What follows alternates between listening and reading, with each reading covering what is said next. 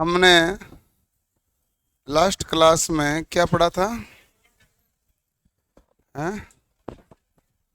Volt meter पढ़ा था। Ammeter वगैरह नहीं पढ़ा।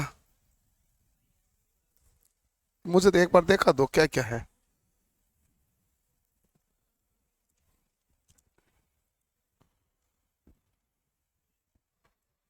चलो लो, आज हम पढ़ेंगे विद्युत धारा के बारे में, यानी इलेक्ट्रिक करंट के बारे में। क्या वो अभी आने लगे नहीं होली के बाद गांव से? यहाँ पे गर्मी लग रही मतलब? इतनी सुबह गर्मी लग रही है?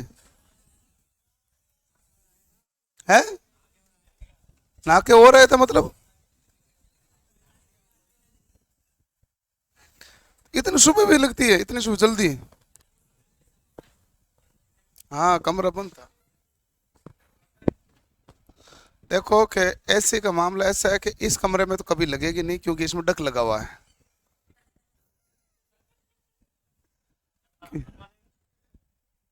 आप वाला क्या है कि ये थोड़े दिनों में रूम ही चेंज होके 5 नंबर जाओगे, उधर एशिया है। हमारे पास सबसे कम एशिया वगैरह ये कम सुविधा वाले जो रूम है वो स्टार्टिंग में एडमिशन लेते वही है। बाद वाले 5 नंबर से लेके 9 नंबर तक सब एशिया है। 5 नंबर तक एशिया नहीं है। है? 5 नंबर के में जाने में टाइम ये लगता है, जैसे आगे नया बैच आएगा आप सीधा आगे जाएंगे। सिस्टम है, उसके बाद वहां सब में एशिया होती है। आप कभी भी देख लेना, आप चाहे कोई भी आपका साथी पढ़ता, 5 6 7 8 9 नंबर किसी में सब में एशिया वगैरह सब कुछ होती है। क्या यहाँ से आगे बेच तभी जाता है जब नया बेच आता है, तो ये पास वाली बिल्डिंग में चला जाता है। 3 तारीख को आ रहा है तो बेच तो पक्का ही आएगा, आपका भी यही है। आप 3 तारीख को शिफ्ट हो जाओगे ना, 4 क्यों करोगे? तो अब देखो कि हम पढ़ते हैं विद्युत धारा के बारे में, यानी इलेक्ट्रिक करंट के बारे में।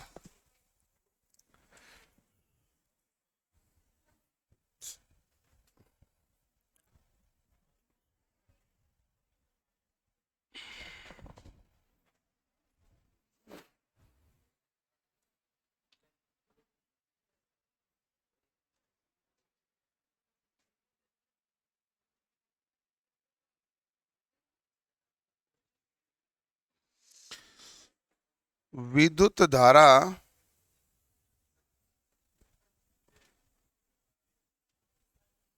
यानी इलेक्ट्रिकल करंट, वैद्युतिक धारा।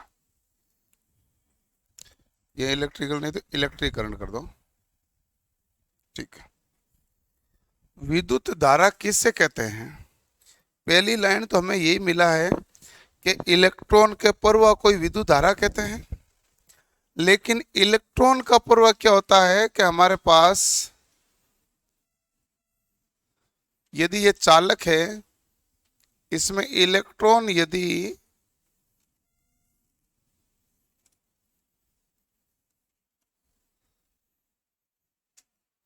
ये ए है, ये बी है, तो यदि मान लो इलेक्ट्रॉन जो है वो ए से बी है, तो विद्युत धारा जो होगी वो क्या होगी भाई? बी से ए।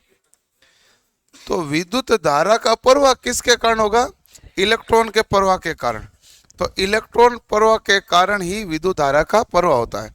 ये तो एक सिंपल सी लाइन है, इसके अलावा इसमें कुछ नहीं है।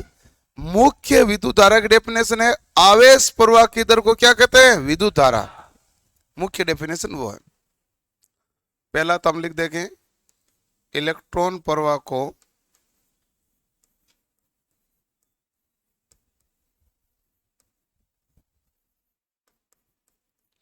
विद्युत धारा कहते हैं। दूसरी लाइन है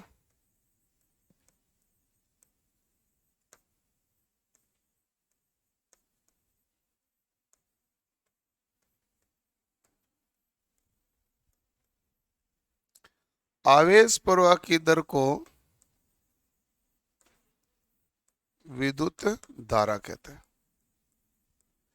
अब एक बार ध्यान से देख लेना थोड़ा सा, इस आवेश प्रवाह की दर को विद्युत धारा कहने का मतलब तो ये होता है I बराबर D Q by d T. अब कई बच्चों को लगेगा D Q by d T क्या होता है, डी से डी काट दे, ऐसा होता नहीं है। डी बाई डी टी होती है ना, यही प्रवाह की दर कहलाती है। डी बाई डी टी को परिवर्तन की दर कहते हैं। तो विद्युत में आवेश प्रवाह की दर को क्या कहते हैं, विद्युत धारा। तो इसकी ओरिजिनल डेफिनेशन क्या है, D Q by d T. फिर हम इसको सरल करते हैं तो डी क्यू का मतलब क्या है, तो हम कहेंगे आवेश में अंतर, और डी टी का मतलब क्या हो जाएगा, समय में अंतर, कि कितने समय में कितने आवेश प्रवाहित हुए, 2 सेकंड से 4 सेकंड के बीच, 6 सेकंड से 15 सेकंड के बीच कितने आवेश प्रवाहित हुए। तो ये हो गया आवेश प्रवाह की दर।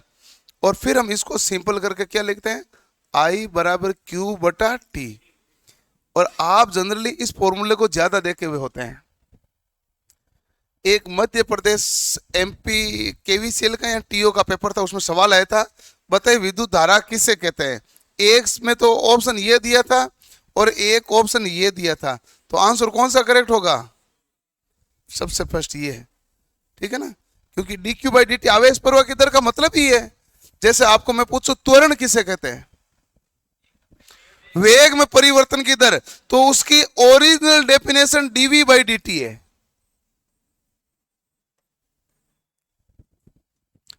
फिजिक्स जिसके 11वीं 12वीं में थी, किस किस के थी, तो यही होती है कि नहीं होती है, क्योंकि भाई बिना 11वीं 12वीं तो डी बाई डी टी किसी का आया नहीं है। डी बाई डी टी 11वीं 12वीं में आता है, उससे पहले तो आता भी तो नहीं है। ये डी बाई डी टी होता है जो परिवर्तन की दर को निरूपित करता है, यानी ये एक अवकलन राशि होती है। कौन सी राशि कहलाती है, अवकलन, ठीक है। तो आवेश प्रवाह की दर को हम क्या कहते हैं, विद्युत धारा I बराबर D Q by d T. तो बताइए अब इसका मात्रक क्या हुआ, Q का मात्रक क्या होगा, कूलाम, और T का मात्रक क्या होगा, सेकंड। कूलाम प्रति सेकंड बोल दो या क्या बोल दोगे, एम्पियर, ठीक है। और इसका मापक यंत्र क्या होगा, किससे मापोगे भाई, मापक यंत्र होगा अमीटर, ठीक है। एक और है आपके कि जो विद्युत धारा है उसकी चाल क्या है,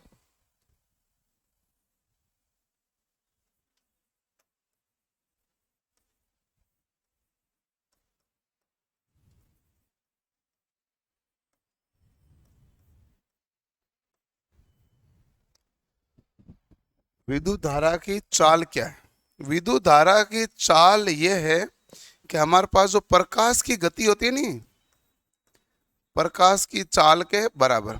और प्रकाश की चाल कितनी होती है भाई, 3 गुणा 10 की घात 8 मीटर प्रति सेकंड।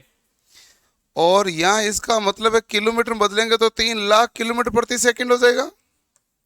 और इससे ही हम क्या कहेंगे, 1,86,000 मील प्रति सेकंड, मील प्रति सेकंड। ये लो, ये है विद्युत धारा की चाल।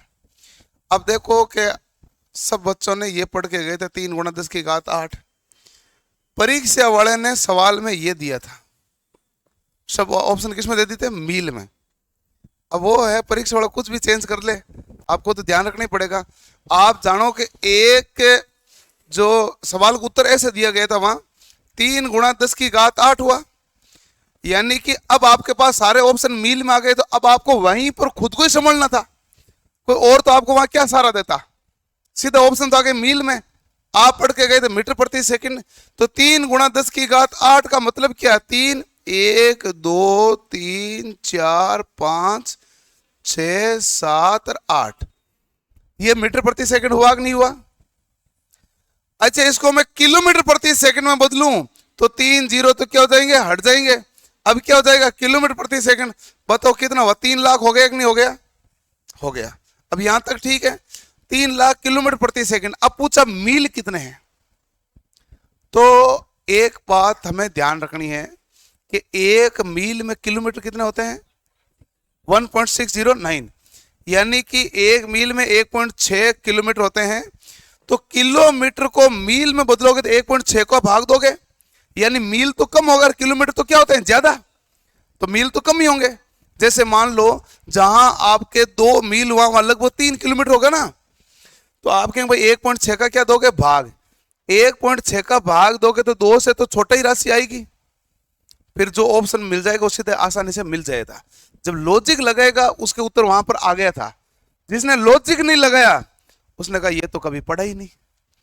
आपके भी सामने परीक्षा में टोटल सवाल में से 2-3 सवाल ऐसे आएंगे जहां पर आपको लॉजिक करके आगे बढ़ना पड़ता है, हर बार नए बना देता है। मैंने मान लो आपको मील में लिखाया, अगला बंदा कोई फुट में देता है, मैं क्या करूं भाई, मैं मील में मैंने क्यों लिखाया, जब उसने पूछा इसलिए लिखाया, मैंने फुट में तो नहीं लिखाया।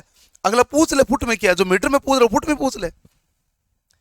अब आपके पास लॉजिक होना चाहिए। प्रकाश की चाल फुट प्रति सेकंड में क्यों नहीं आ सकती,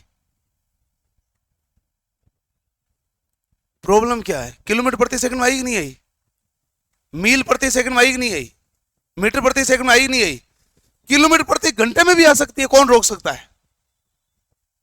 फुट प्रति सेकंड में क्यों नहीं आ सकती है, एपीएस प्रणाली तो है ही फुट प्रति सेकंड। मेरा कहने का मतलब है कि लॉजिक आपको पता होना चाहिए कैसे बनाया जाता है, जिससे क्या होता है कई बार परीक्षा में सवाल आता है तो वो अटकन में से निकल जाते हैं। ठीक है, करो नोट।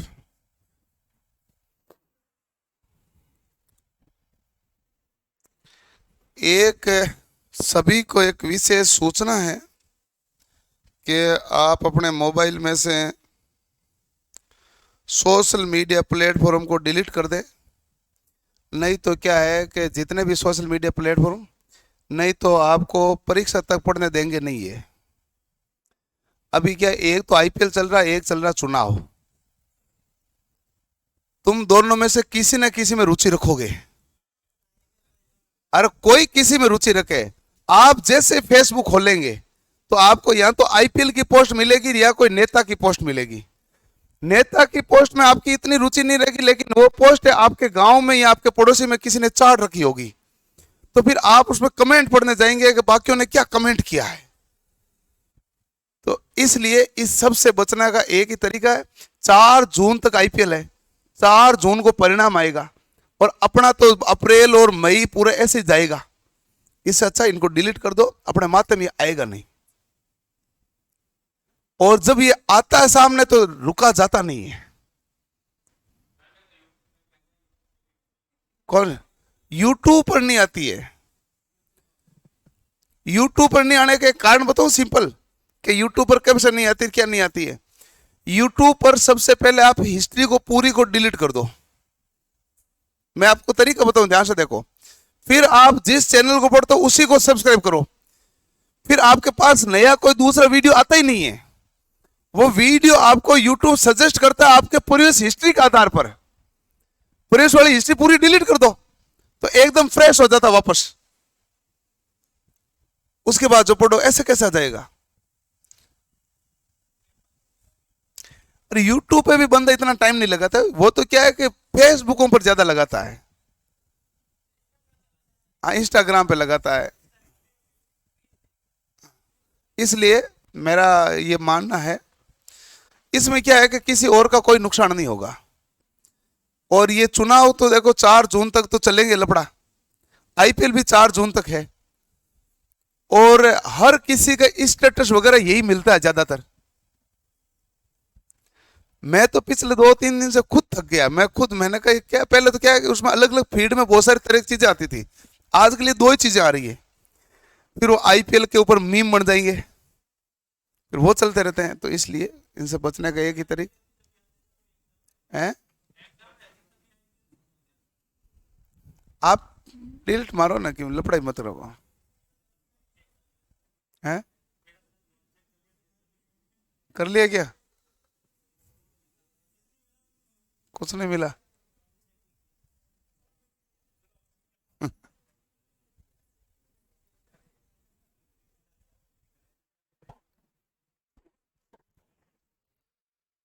क्लियर, इसलिए मैं तो आपके लिए बता रहा हूं कि थोड़ा पढ़ना आसान होगा। ये छोटी सी सेफ्टी फीचर है। और ये जो आपके क्या है कि जो ये जो मामला ना मेन कोर टाइम आया हुआ है। आपके भी अप्रैल और मई कोर है। आपके भी जो निर्णायक है महीना अप्रैल और मई है। और निर्णायक महीने में दो चीजें आई है, दोनों में से कोई बंदा किसी न किसी में रुचि रखता ही रखता है, हैं? दोनों में रखत बर्बाद है और क्या है। मेरा तो ये मानना है। हाँ तुम बच गए, मैं तो ये कहता हूं। ऐसा है क्योंकि आपको बड़ा मामला ऐसा है कि परीक्षा के टाइम नहीं हो तो कोई बात नहीं। आजकल तो आप मान लो आप होली पे गांव गए तो गांव में भी चर्चा यही चलती है, कौन खड़ा होगा। अब की बार तो टक्कर भयंकर है। वही चलता है। लिख लिया? ठीक है। आगे आगे हमारे पास विद्युत धारा कितने प्रकार की होती है? दो।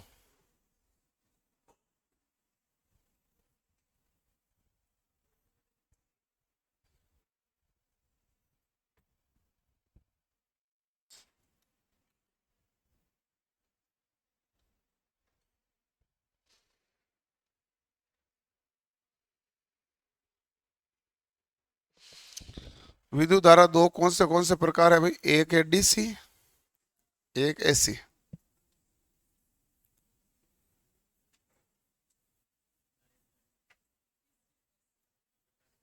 डीसी का मतलब है डायरेक्ट करंट।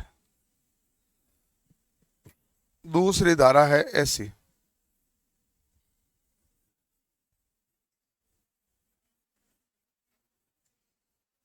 एसी हमारे पास कहलाती है अल्टरनेटिंग करंट। तो मैं थोड़ा बेसिक बेसिक अंतर बताऊंगा।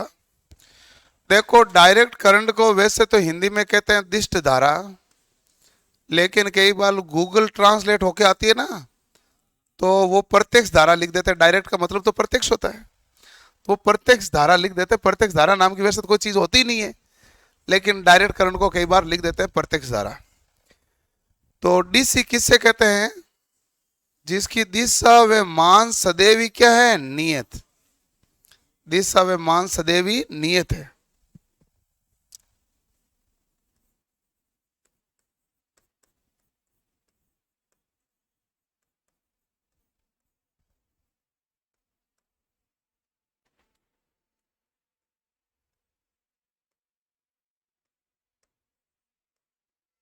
दिशा में मान है, जो दिशा और मान सदैव ही क्या हो जाए? नियत।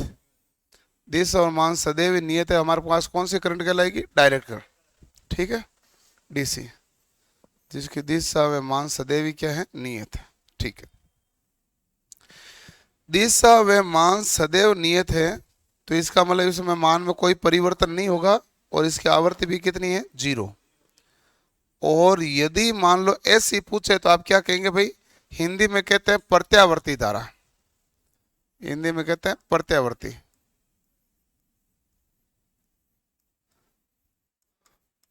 प्रत्यावर्ती का मतलब प्रति आवर्ती है। हाँ, मतलब समय के साथ दिशा भी चेंज हो रही है और मान भी चेंज हो रहा है। इसको आप ये कह सकते हो कि इसका मान तो हर पल बदल रहा है। इसका मान तो हर पल बदल रहा है। अब ये हमारे पास एसी के साथ है।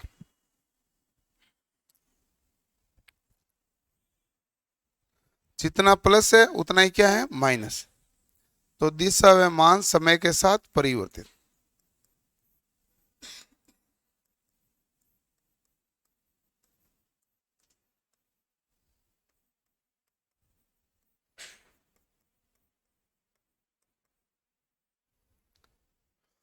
दिशा में मान समय के साथ परिवर्तित है, तो ये हमारे पास कौन सी करंट है भाई? तो आप कहेंगे अल्टरनेटिंग करंट।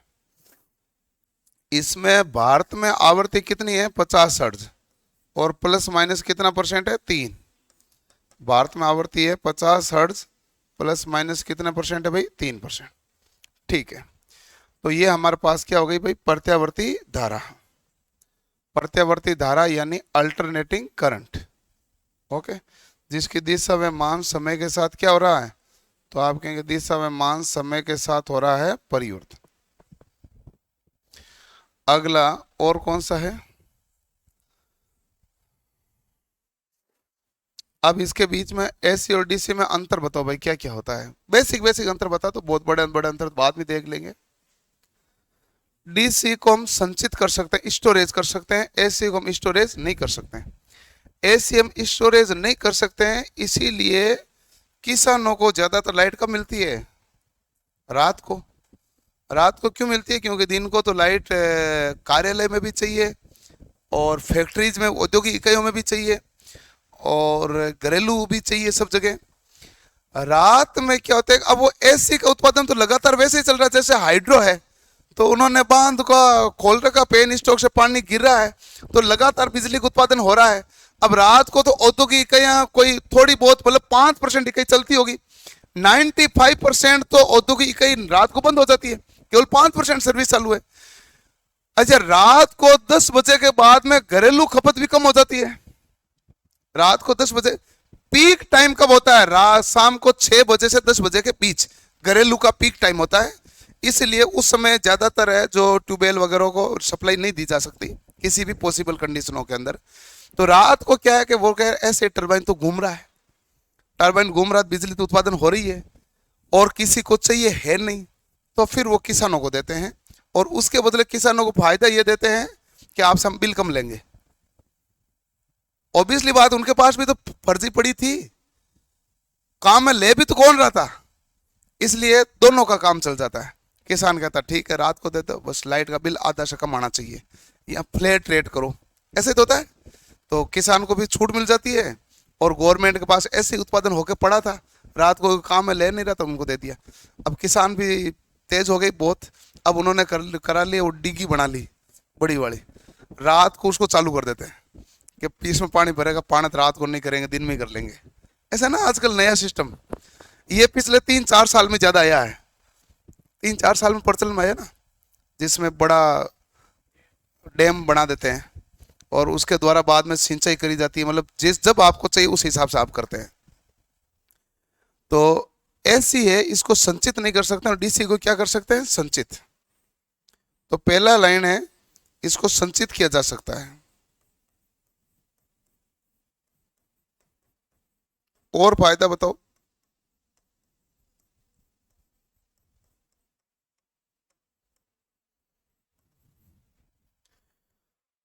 दूसरा है अधिकतम मान पर,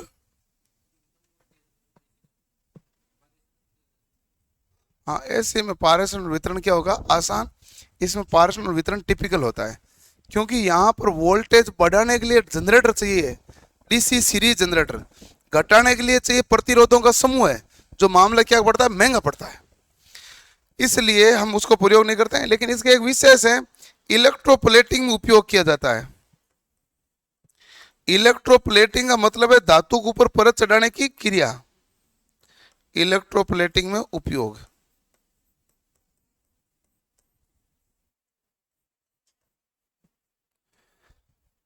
एसी की तुलना में अधिक खतरनाक है।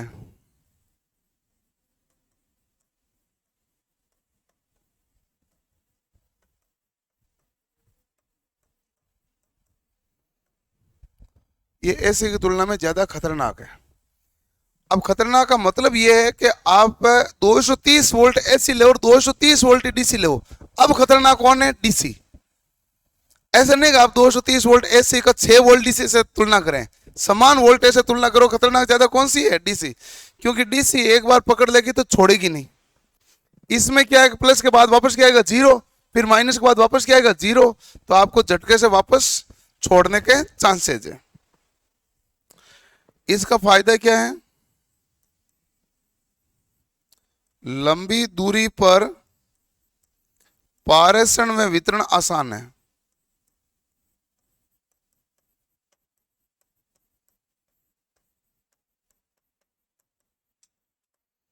ठीक है,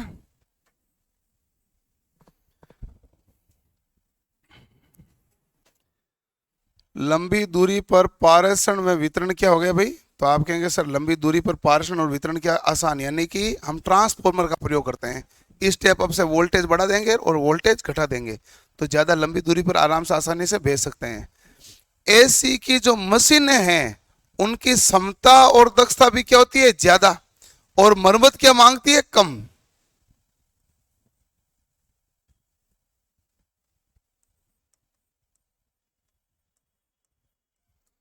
एसी मशीन की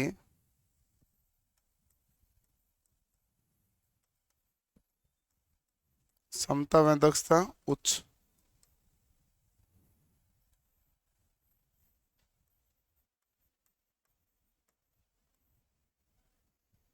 मरम्मत खर्च कम है।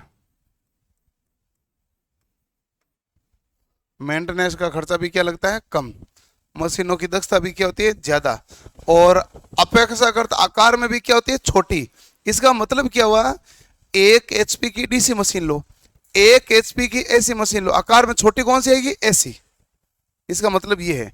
मरम्मत खर्च कम क्यों है, क्योंकि एसी मशीनों में स्लिप रिंग होती है, जबकि डीसी मशीनों में कम्यूटेटर और कार्बन ब्रुश होता है। कार्बन ब्रुश जल्दी घिसता है, गर्म ज्यादा होता है, ये गर्म कम होती है। इस प्रकार लिख लो, नोट कर लो।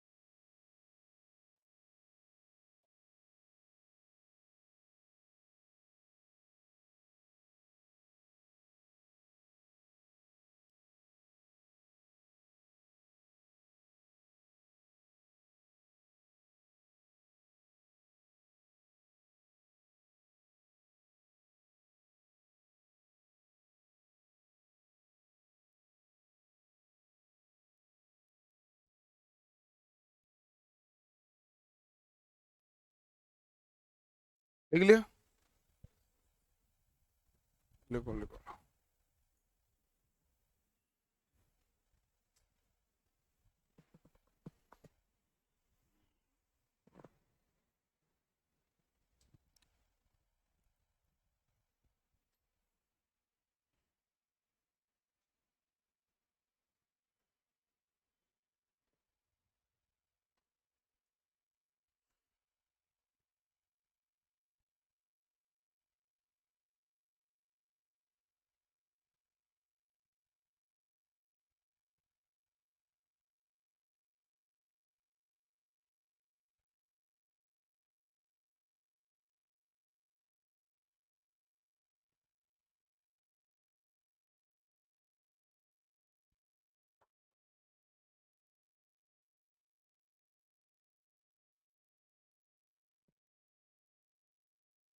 पावरफुल कौन से होते हैं, मतलब दोनों पावरफुल है, हैं? बड़ी बड़ी मशीनों को ज्यादातर हम एसी से चलाते हैं। हाँ, हम बड़ी, वो भी हम एसी लेते हैं, हम ज्यादा प्रयोग ही एसी का करते हैं। डीसी का विशेष फायदा ये है कि हम इसको संचित कर सकते हैं। बाकी तो हम ज्यादा डीसी की मोटरें तो ज्यादातर हम काम में लेते ही तो नहीं है, न औद्योगिक इकाइयों में भी काम में ज्यादा डीसी मशीनें नहीं लेते हैं। डीसी मशीनें तो छोटी इकाइयों में ज्यादा काम में ली जाती है। जैसे मान लो आप जो दाढ़ी बना रहे हैं, शेविंग किट, ये डीसी मशीन लेंगे काम में। क्यों लेंगे डीसी? क्योंकि यदि मान लो आपने एक मूंछ काटी, लाइट चली गई, तो सुरक्षा की दृष्टि से तो फिर हमें क्या लेनी पड़ती है? डीसी। तो मामला ये रहता है, तो इसलिए हम सेल वाली लेते हैं या चार्ज वाली लेते हैं ना। इसका मतलब ये कौन सी है? डीसी है। हम, आप किसी भी बड़े उद्योग में जाओगे तो डीसी सप्लाई आ रही है क्या? आ ही नहीं रही डीसी सप्लाई। सप्लाई तो ट्रांसफार्मर लगा हो, तो सप्लाई कौन सी आ रही है? एसी। हम चलाते ही एसी सप्लाई से सारी बड़ी बड़ी औद्योगिक इकाइयां हैं। इन्वर्टर, इन्वर्टर है जो डीसी को एसी में बदलता है।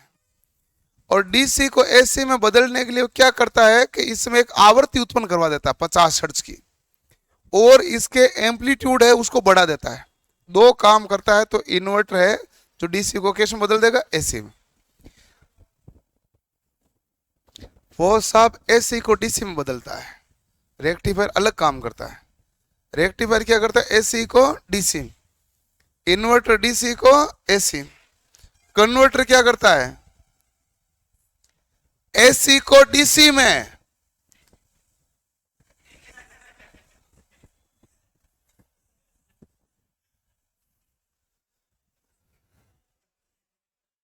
वैसे शब्द दो ही है, एक कन्वर्टर एक इन्वर्टर। रेक्टिफायर एक प्रकार का कन्वर्टर है। रेक्टिफायर एक प्रकार का क्या है? कन्वर्टर है। सब तो दो ही है, कन्वर्टर है एक इन्वर्टर है। कन्वर्टर जो है वो एसी को किस में बदलेगा? डीसी में। इन्वर्टर है वो डीसी को एसी में। इन्वर्ट का मतलब ही क्या? वो उल्टा करना। इन्वर्ट का मतलब उल्टा। तो सब तो कन्वर्ट था, कन्वर्ट यानी बदलना। इन्वर्ट का मतलब है उल्टा करना। तो ये डीसी को एसी में बदलना क्या हो गया? उल्टा, ये मामला। तो रेक्टिफायर एक प्रकार का कन्वर्टर लिख दिया ये तो। ओके, अब है हमारे पास धारा स्रोत।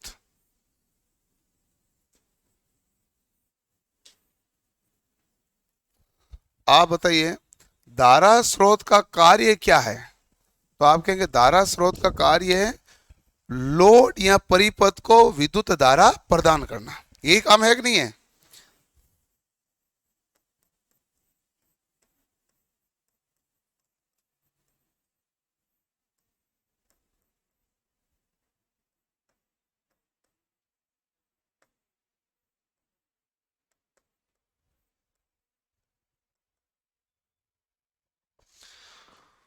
लोड या परिपथ को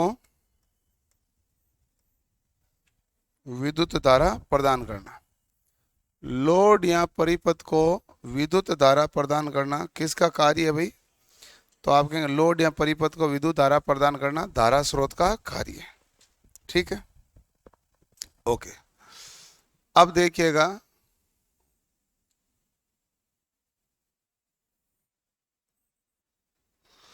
हमारे पास एक मैंने परिपथ बनाया, ये है IS धारा। धारा स्रोत के अंदर क्या होता है कि आंतरिक प्रतिरोध है वो समांतर क्रम में ही होता है, और ये है लोड।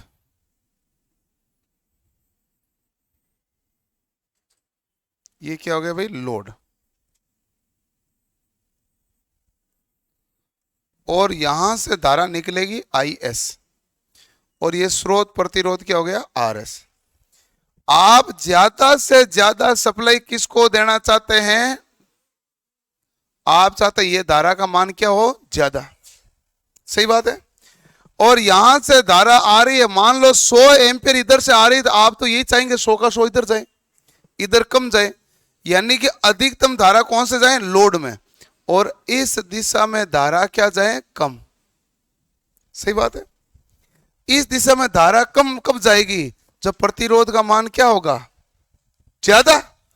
अरे प्रतिरोध का मान ज्यादा होगा तभी तो धारा कम जाएगी ना। प्रतिरोध का मान मान लो अनंत है, यानी परिपथ क्या हो गया, खुला, तो है क्या हुआ, धारा जाएगी नहीं। तो इसका मतलब प्रतिरोध का मान अनंत है, तो धारा इधर क्या गई, जीरो। सारी की सारी धारा कहां चली गई, लोड में। और आप पूरी की पूरी धारा किसको देना चाहते हो, लोड को ही। तो आप चाहते हैं इसमें धारा क्या जानी चाहिए, नहीं जानी चाहिए, फिर भी जा रही है, तो आप कहेंगे कम से कम जानी चाहिए। धारा कम जाएगी तो इसका मतलब प्रतिरोध का मान क्या होगा, ज्यादा। अब इसमें पूछेगा आपसे स्रोत प्रतिरोध का मान क्या होगा, तो आप कहेंगे उच्च। स्रोत प्रतिरोध RS का मान क्या होगा भाई, उच्च। और पूछे आदर्श अवस्था में क्या होगा, तो आप कहेंगे आदर्श अवस्था में RS का मान क्या हो जाएगा, अनंत। तो धारा इधर जाएगी नहीं, धारा इधर नहीं जाने मतलब पूरी धारा किस में गई, लोड में। और यदि मान लो धारा स्रोत लगाया है तो उसका कार्य है लोड को धारा प्रदान करना, तो ज्यादा से ज्यादा धारा किसको जानी चाहिए, लोड को ही जानी चाहिए। करो नोट।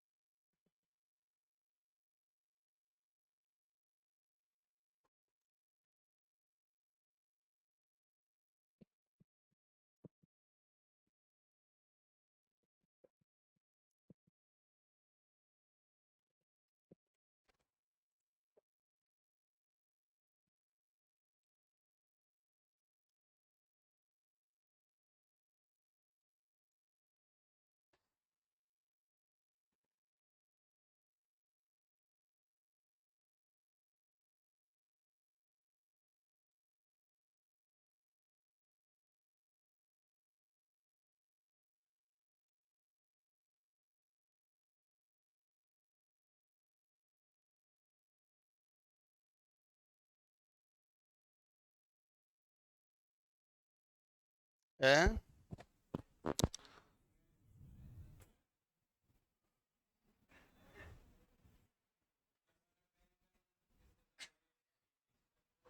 ये तो ये पूछ रहा था, आपने क्या बोला था बीच में।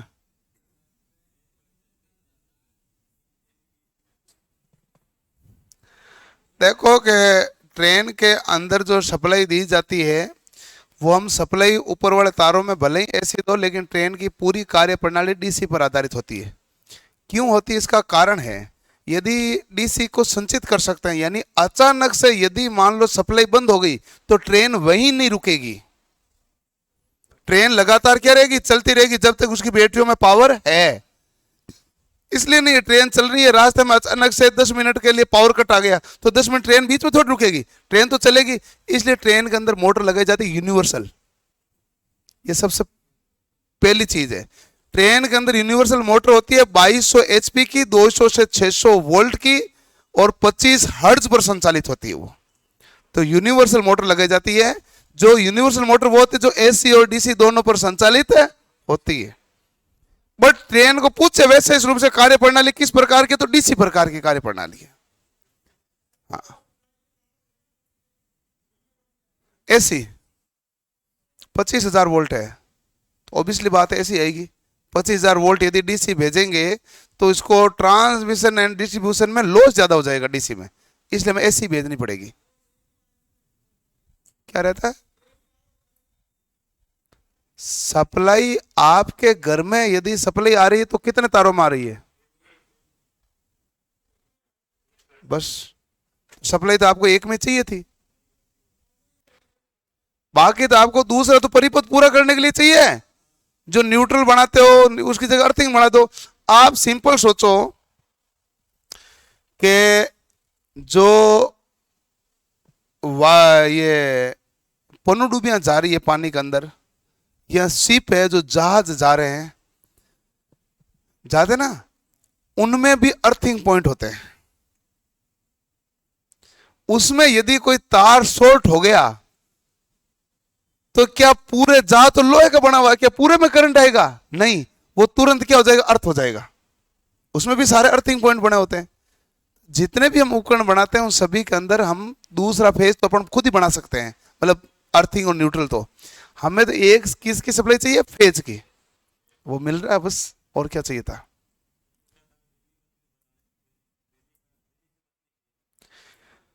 देखो दूसरा तार विद्युत विभाग ने आपको अपने वहां से जीएससी से नहीं भेजा है, आपके गांव में ही आया है। उन्होंने 3 तार दिया, ट्रांसफॉर्मर में आया 3 तार, और आगे निकले 4 तार, तो चौथा आया कहां से? आपने पास में तो अर्थिंग की थी, ट्रांसफॉर्मर जो डीपी रखी उसके पास में क्या की थी, अर्थिंग, वही तो चौथा तार है। अब वो 3 तार है, 3 गलियों में अलग अलग एक तार गया, और वो जो चौथा तार है वो तीनों गलियों में गया। वो तो तीनों गलियों में जाता है ना भाई, उसमें तो कनेक्शन करके तीनों गलियों में भेज देते हैं। अब वो सबके लिए क्या काम करता है, न्यूट्रल का। अब आपके घर में जो सप्लाई आई उसमें 2 तार आया, एक फेज और दूसरा क्या है, न्यूट्रल। जबकि विद्युत विभाग ने तो कोई न्यूट्रल भेजा क्या? पीछे से 3 फेज की सप्लाई, तो तार तो 3 आ रहे। ट्रांसफॉर्मर तक आए कितने, 3। ट्रांसफॉर्मर से वापस खूंटियां कितनी निकली हुई है, 4। चौथी किसकी है, न्यूट्रल की, वैसे अर्थिंग की है। और अर्थिंग और न्यूट्रल में एक अंतर होता है बेसिक, बताओ क्या होता है? अर्थिंग और न्यूट्रल में तो छोटा ही अंतर है। न्यूट्रल का कार्य वो है जो परिपथ पूरा करना, ये तो अर्थिंग भी परिपथ पूरा कर सकता है। मेरे घर पे एक तार भेजो, मैं बल्ब जला दूंगा, इसका मतलब है मैंने अर्थिंग करके परिपथ को क्या कर दिया, पूरा। अर्थिंग और न्यूट्रल का बेसिक अंतर है, न्यूट्रल केवल परिपथ पूरा करने का काम करता है, सुरक्षा देने का जिम्मा उसका नहीं है। जबकि अर्थिंग का जिम्मा है सुरक्षा देने का। इसके मतलब अर्थिंग का जिम्मा उसका प्रतिरोध का मान 1 ओम से कम होना चाहिए। न्यूट्रल का प्रतिरोध का मान 1 ओम से कम होना जरूरी नहीं है। मेरे घर पर जो तार आ रहा है वो ट्रांसफॉर्मर 100 मीटर दूर लगा हुआ है, तो वहां से लेके घर तक तार आ रहा है, तो इसका मतलब तार का प्रतिरोध तो ज्यादा हो ही गया। तार भी एल्यूमिनियम का, प्रतिरोध तो वैसे भी ज्यादा है। उसमें भी सभी घरों का न्यूट्रल एक ही चल रहा है, चल रहा है कि नहीं चल रहा है, तो वैसे भी ज्यादा है। तो उसका कार्य केवल क्या था, परिपथ को पूरा करना। तो मेरे झटका आएगा तो वो मुझे बचाएगा नहीं, वो कहेगा मेरे बल्ब जला दिया, धारा इधर से आई इधर गई। मैं कहा भाई झटका है तो बचाएगा कौन, वो बचाएगा अर्थिंग। अर्थिंग का प्रतिरोध कितना होता है, 1 ओम या उससे कम। इससे क्या होता है कि जैसे आप हाथ टच करेंगे, अब धारा के पास 2 रास्ता है, एक तो आपके शरीर में आए, एक वो 1 ओम वाले रास्ते से जाए। तो धारा का नेचर यह है कि कम प्रतिरोध के रास्ते से प्रवाहित होती है। कम प्रतिरोध का रास्ता कौन सा है, 1 ओम वाला, क्योंकि अपने शरीर का प्रतिरोध कितना, 1000 ओम।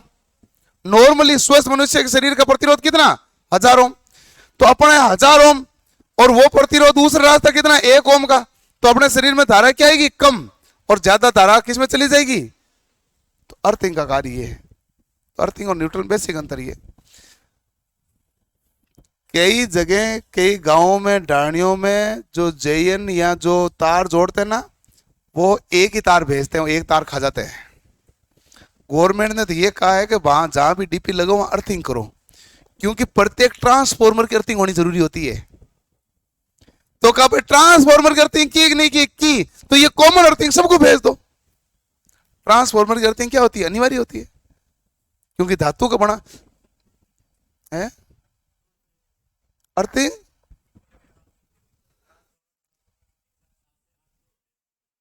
क्या 7 से 8 अर्थिंग के पोल डलते हैं।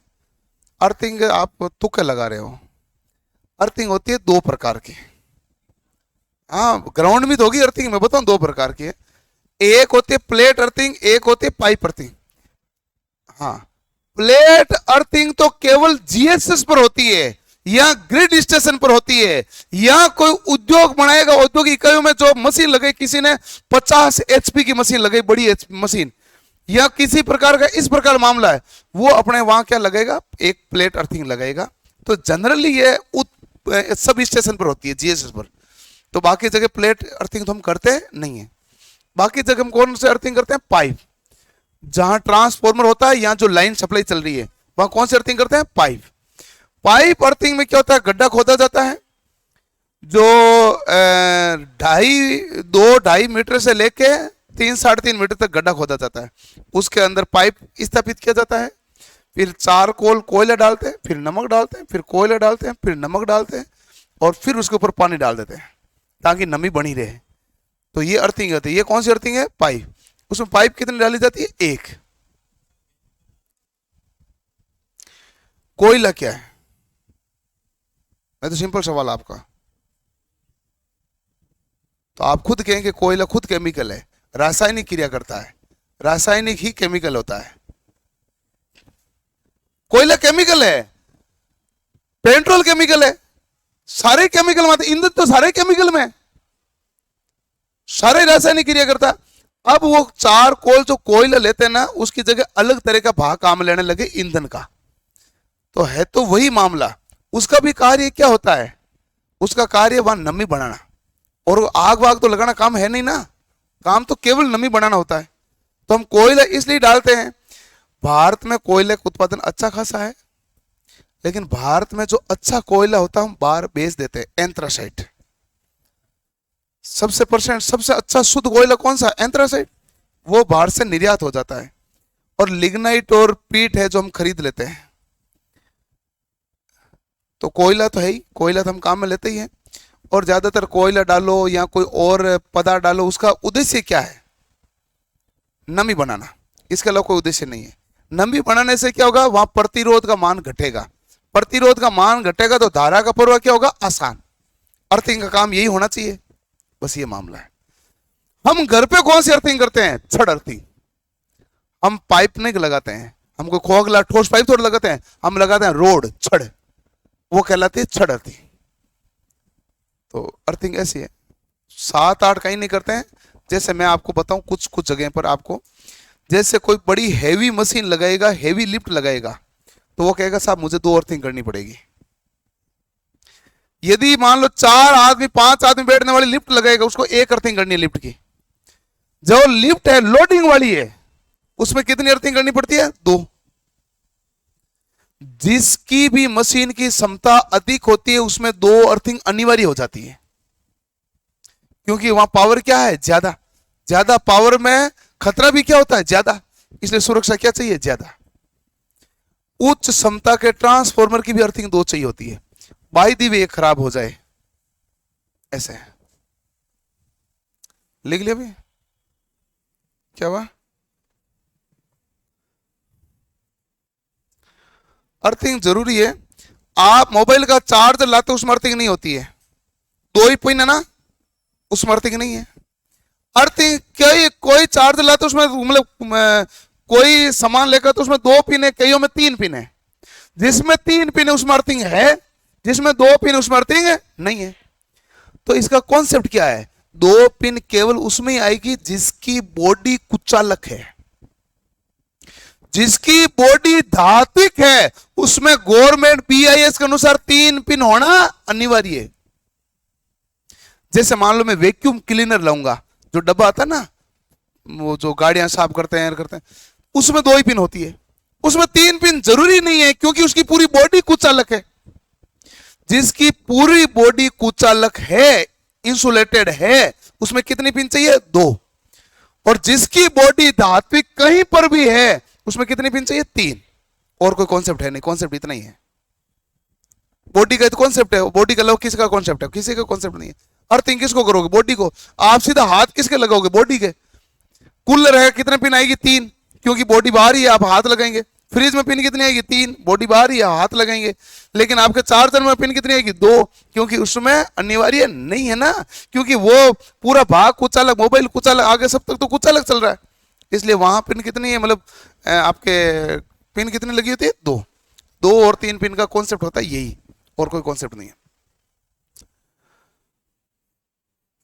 अगला लिखो अमीटर।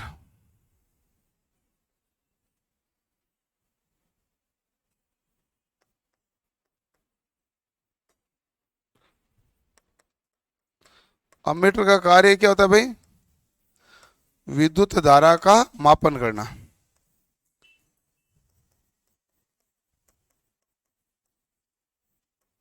इससे परिपथ या लोड के साथ कौन से क्रम में जोड़ते हो भाई?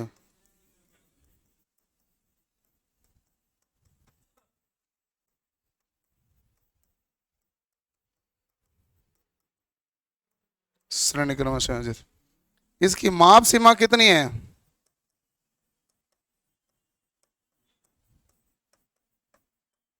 0 से 5 एम्पियर। तो 6 एम्पियर कहूंगा तो ये माप लेगा क्या? नहीं। अब मुझे क्या करना पड़ेगा? माप सीमा बढ़ानी पड़ेगी। माप सीमा बढ़ाने के लिए मैं क्या करना पड़ेगा? श्रेणी में प्रतिरोध लगाने का तो कोई फायदा नहीं है, समांतर में प्रतिरोध लगाऊंगा। समांतर में प्रतिरोध कम लगाऊंगा, ज्यादा मान कर लगाऊं? अरे ये शहर है, शहर में से ज्यादा गाड़ियां गुजर नहीं सकती, 5 ही गाड़ियां गुजर सकती है। और आप कहोगे यार ज्यादा गाड़ियां गुजारनी है तो आपको बाईपास रोड बनानी पड़ेगी, तो हमने पास बना ली बाईपास। इसलिए इस धारा को ही कहते हैं बाईपास धारा। इस धारा को क्या कहते हैं?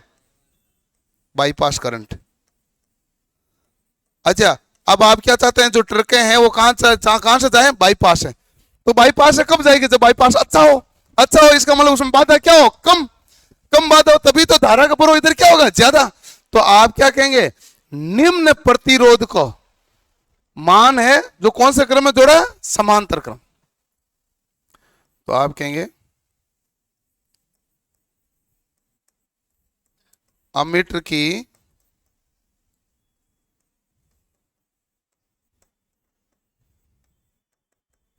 माप सीमा बढ़ाने के लिए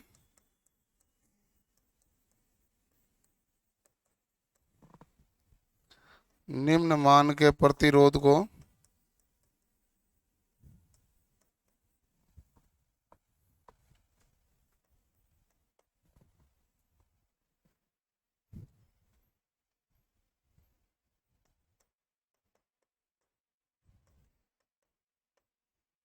समांतर क्रम में संयोजित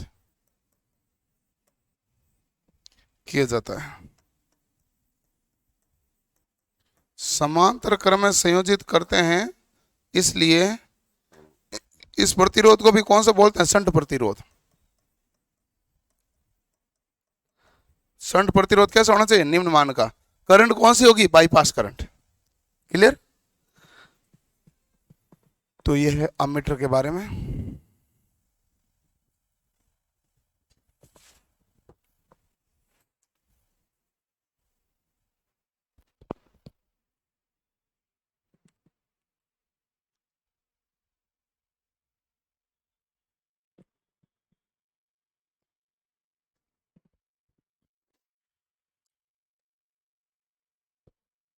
लिख लिया? कोई दिक्कत नहीं? ठीक है।